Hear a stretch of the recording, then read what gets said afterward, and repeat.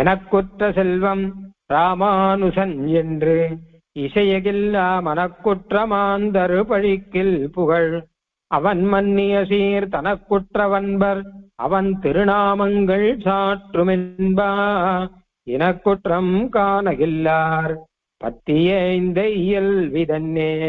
இப்பொழுது நான் ஒரு பிரபந்தம் பாடுகிறேன். இந்த பாட ஆரம்பிச்சு பகவத் ராமானுஜரை குறித்து பாட ஆரம்பிச்சு 5 பாசுரங்கள் இப்ப பாடிக்கொண்டிருக்கிறேன். இந்த பாட்டை பார்த்தால் இதெல்லாம் சாதாரணமான பாசுரங்கள், இதிலே குற்றங்கள் எல்லாம் இருக்குமோ அப்படின்னு தோணும். ஆனால் பகவத் ராமானுஜருடைய பக்தர்கள் இதில் குற்றம் காணகில்லார். இதில் எந்த தோஷத்தையும் அவர்கள் பார்க்க மாட்டார்கள்.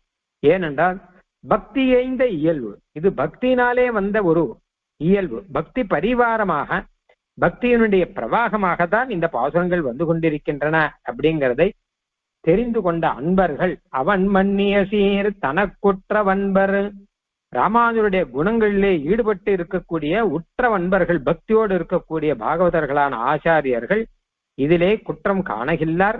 ஏனென்றால் இது பக்தியினாலே வந்த பிரபந்தம் என்பதாக அவர்கள் அங்கீகரிப்பார்கள்.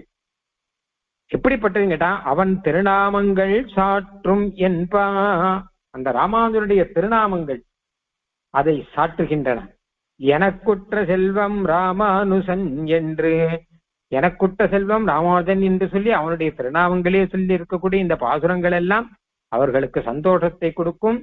பக்தியினாலே வந்தபடினாலே இதிலே தோஷங்களை பார்க்க மாட்டார்கள். ஆனால் பகவத் ராமானுஜரை ஒப்புக்கொள்ளாதவர்கள் இருக்கிறார்கள் இல்லையா, எனக்குற்ற செல்வம் ராமானுசன் என்று இசையகில்லா மனக்குற்ற மாந்தர், அவர்கள் இதிலே தோஷங்கள் செய்வார்கள். ஏன்னா அவர்கள் மனக்குற்ற மாந்தர், அவர் மனசுல தோஷம் தவிர வேற தெரியாது. ராமானுஜரை ஆசிரியித்தால் தானே நல்லது தெரியும். அதனால அவர்கள் தோஷம் பார்ப்பதே அவர்கள் சுபாவமாக வைக்கிறபடினாலே ராமானுஜரை சேராதவர் மனக்குற்றம் உள்ள மாந்தர்கள் பழித்தால் அதனை நான் புகழாக ஏற்றுக் கொள்கிறேன்.